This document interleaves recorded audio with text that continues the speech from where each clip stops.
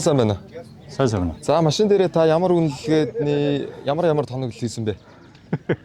За үнэлгээ гэхээр айгүй хэцүү. Би өөрөөр машинаа ингээд нэг юм арб гүпрүмпүр ингээд юмнуудаа ил тэгж харагдахаар нэг хийх сонирхол багтаа л да. Энийг би өөрийнх нь сток юунд нь гүпрэнд нь энэ 12,000 та винчийг ингээд суулгаж өгсөн юм байна. Тэгээ ингээд ингэж жагаад яваа ашиглаж чинь. Ингээ хорооч нь. За ийм бай. Бид өөрөө ганцаараа аялах дуртай байхгүй. За ганцаараа аялж байгаа юм чинь заавал нэг жоохон тав тухтай байдал байх хэрэгтэй. Тэр үүднээс би энийг хийж өгсөн.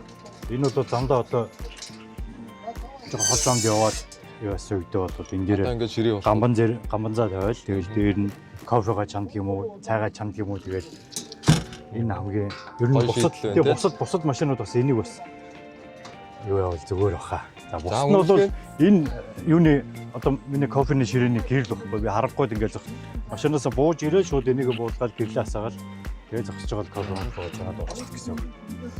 За үнэлгээг нь одоо яг үндэ сайн мэдэхгүй байна.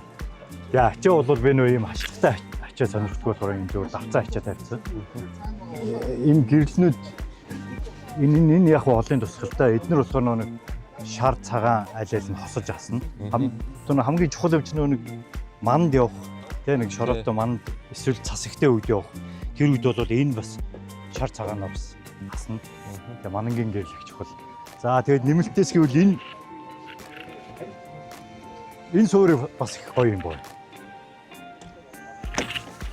Одоо энэ дээр хүрзээ тогтооч чинь эндээ тугны суурьтайгаа номерын суурь бас бол тэгээ номерын суурьтайгаа тэгээ номер маань өөрөө тэр доор байдаг бол энэ дээр гараад ирэхээр бас үзэмжин их зүгээр.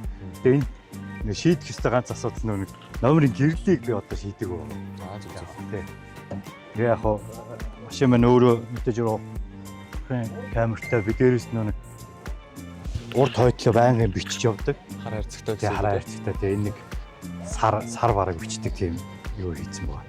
Энэ бол яг хоо тэгэл одоо би нэг өвлийн нэг тийм нэг суулаа хийлээд байхгүй ганцаараа. Тэгэхээр бензин маш их хэрэгтэй гэдэг болохоор нэг юм жижиг сав авч явдаг нь дандаа нэг 30 том улаан сав авч явдаг болохоор тэрийг авч явдаггүй.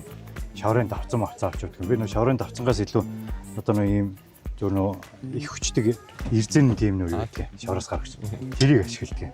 Тэгээ тэрийг энэ дээр бихэж болж байна. За тэгээд энэ би өөрөө дугуй онох дуртай болохоор энэ дээр ингээд хоёр дугуйнаас өөртөө манай хоёр хүү бас дугуй онох дуртай. Тэгэл дугуйнуудыг ингээд ачаал.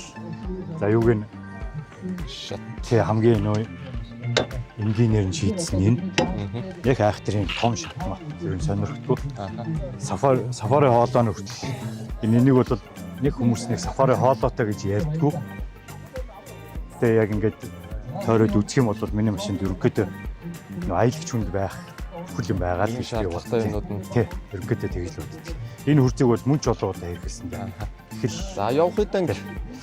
За явах үедээ бол би 23 онд энийг авсан. 7 сард авсан.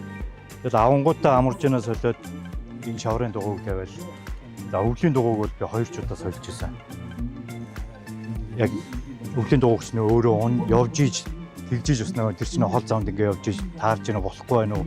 Дараа жил нь би дахиад сольсон. Энэ жил айгүй бол би дахиад сольхол баг. Олон газар явж байгаа юм чинь бэлтгэл сайтай явах хэрэгтэй байдаг болохоор тийм баг.